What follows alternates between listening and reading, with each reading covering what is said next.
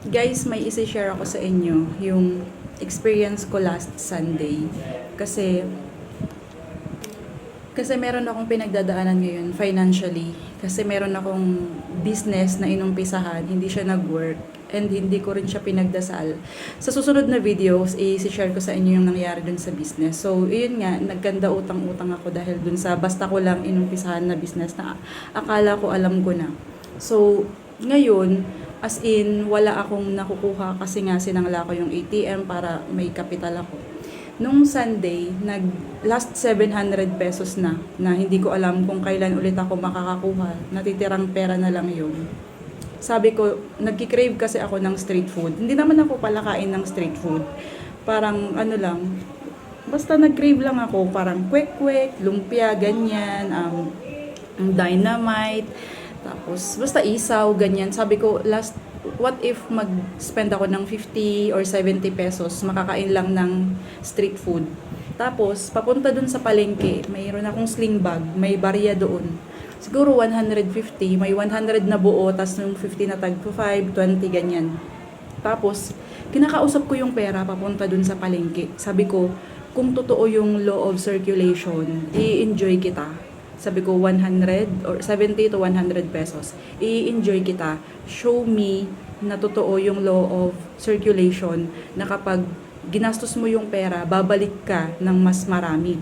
Sabi ko, mapapatunayan ko to kasi wala nga akong ATM na. So sabi ko, paano babalik yung pera sa akin? In what way? So yun na, in-enjoy ko na lang siya. Kumain na lang ako sa bahala na Sunday yun. Kahapon Lunes, nagjo-journal ako, umiiyak na talaga ako. Nag-ano kay Lord. Sabi ko, hindi ko na alam kung paano pa ako makakakuha ng pera, paano pa ano yun, yung making ends meet na sabi nila. Tapos yun, yung journal, hindi ko dinala. Yung journal kasi, uncomfortable akong magsulat sa kanya kasi para siyang calendar na may box. So, kung magjo-journal ka ng paragraph, parang naano ako magsulat. Sabi ko, papalitan ko to. So, naghanap ako ng may mga ganito kasi ako sa bahay. May mga nasulatan na ilang pages pa lang at may mga wala pang sulat. So, naghanap ako. Yung dalawang ganito ko, nakakuha ko ng 4,000 pesos. Binidyo ko yun, i-upload ko dito. Halos maiyak ako kasi nga, 'di ba? Kaka-journal ko lang na sabi ko, Lord, hindi ko na alam last 700 pesos. Ilang taon pang babayaran yung kinuha ko dun sa nalugi kong business. Yung alam mo yun, nagbabayad ka ng utang na walang return kasi nalugi, nagsara. Yung negosyo na inumpisahan ko nang hindi ko man lang pinag-pray. Tapos sabi ko, paano yung mga susunod na araw ko? Tapos yun nga kagabi, naghahanap ako ng journal, papalitan ko yung sinusulatan ko.